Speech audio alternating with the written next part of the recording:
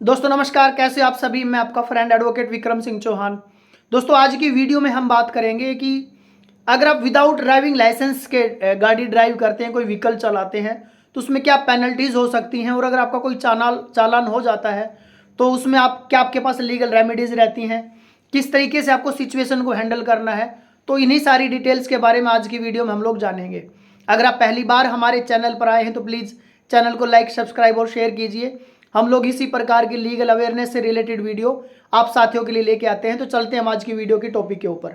सबसे पहले दोस्तों हम जानते हैं कि जो विदाउट ड्राइविंग लाइसेंस के अगर आप कहीं ड्राइव करते हैं तो ये मोटर व्हीकल एक्ट के सेक्शन 3 के अंदर इसके बारे में दिया हुआ है, और इसमें 5,000 रुपये तक का जुर्माना हो सकता है। वो डिपेंड करता है पुलिस ऑफिसर्स के ऊपर कि वो कितने का चालान करते हैं। लेकिन इसमें अगर आपके पास ड्राइविंग लाइसेंस नहीं है तो उनके पास ये अथॉरिटी होती है कि वो 5,000 रुपये तक का आपका जुर्माना इसमें कर सकते हैं। अगर पुलिस ने आपको रोक लिया तो आपके पास लाइसेंस नहीं है, तो ऐसी सिचुएशन में आपको क्या करना, सबसे पहले आपको बिल्कुल शांत रहना है, पैनिक नहीं करना है, बिल्कुल शांत माइंड से उनसे बात करनी है। पोलाइटली आप उनसे पूछ सकते हो कि जी सर आपको क्या डॉक्यूमेंट्स दिखाने हैं, मैं आपको दिखा देता हूँ, क्या चीज़ें आपको बतानी है मैं आपको बता देता हूँ।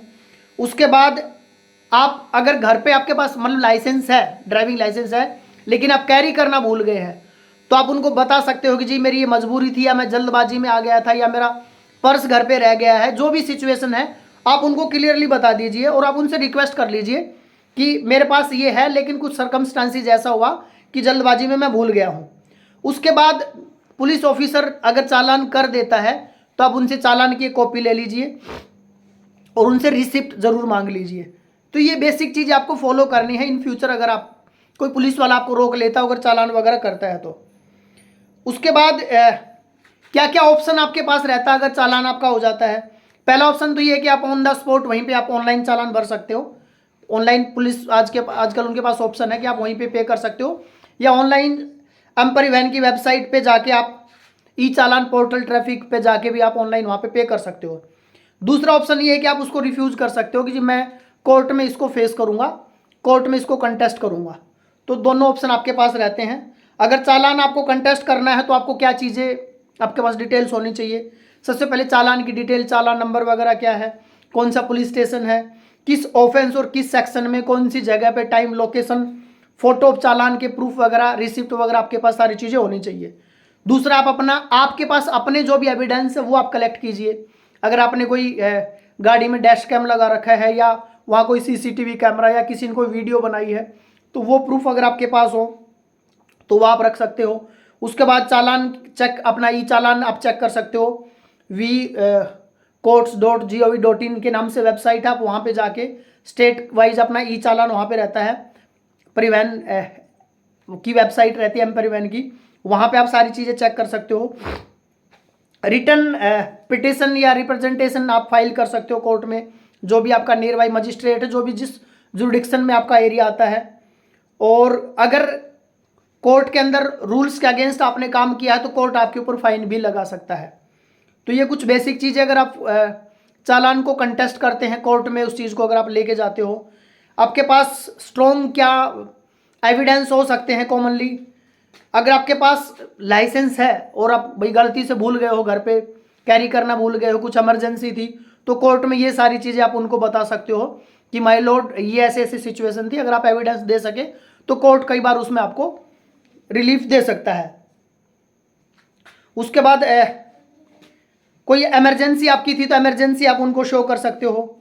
उसके बाद अगर किसी, हो सकता है कई बार क्या होता है कि गलत चालान भी हो जाते हैं ऑनलाइन आजकल, तो अगर आपकी गाड़ी वहाँ पे थी ही नहीं, या वो कोई ऑनलाइन चालान हो गया था, तो आप उनको उस टाइम का प्रूफ दे सकते हो कि जी मेरी गाड़ी इस टाइम पे वहाँ पे अवेलेबल ही नहीं थी, मैं तो कहीं दूसरी जगह था। उस लोकेशन की आप सीसीटीवी फुटेज वगैरह उनको दे सकते हो, या अपनी व्हीकल के साथ कोई लोकेशन वगैरह वो आप उनको दे सकते हो। ये आपका लाइसेंस था लेकिन लर्निंग लाइसेंस था, वैलिड लाइसेंस नहीं था, तो उसकी कोई भी मजबूरी आपकी रही, या आपने आगे अप्लाई कर दिया तो उसकी कोई रिसिप्ट वगैरह वो आप वहाँ पे दिखा सकते हो। अगर आपका लाइसेंस एक्सपायर हो गया, कोई टेक्निकल एरर है, आपने उसको रिन्यू कराने के लिए अप्लाई किया हुआ है, तो वो सारी चीज़ें रिसिप्ट वगैरह आप कोर्ट में दिखा सकते हो। तो वहाँ पे कई बार आपको इन चीज़ों से रिलीफ मिल जाता है। कई बार आपके पास लाइसेंस नहीं होता तो पुलिस आपको गिरफ्तार, अरेस्ट भी कर सकती है।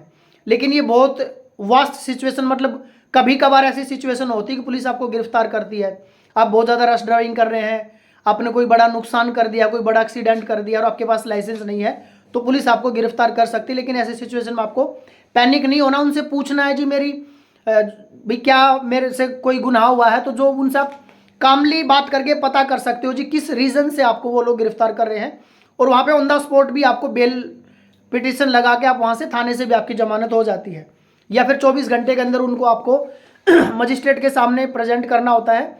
आप अपने लॉयर से भी बात कर सकते हो, तो उनकी भी आप हेल्प ले सकते हो, कोई कानूनी एक्सपर्ट हो उससे भी। तो ये बेसिक चीज़ आपको ध्यान रखनी है। क्या चीज़ें आपको एक्स्ट्रा क्या आप नोट्स कर सकते हो, अगर आपको कोई चालान हुआ तो उसके फोटोग्राफ आप ले सकते हो, ऑफिसर का बैज नंबर वगैरह, उनका नाम वगैरह आपके पास होनी चाहिए, लाइसेंस वगैरह जो आपके डॉक्यूमेंट्स उसकी एक कॉपी आप डिजी लॉकर में रख सकते हो, वो आपको वहाँ पे हेल्प करती है, वो भी वैलिड होती है। वर्चुअल कोर्ट में आप अपना ई चालान पोर्टल पे जाके भी अपनी सारी चीज़ें चेक कर सकते हो, और वर्चुअल कोर्ट पे आपका ऑनलाइन चालान जो है वो कंटेस्ट करने की भी फैसिलिटी आजकल अवेलेबल रहती है।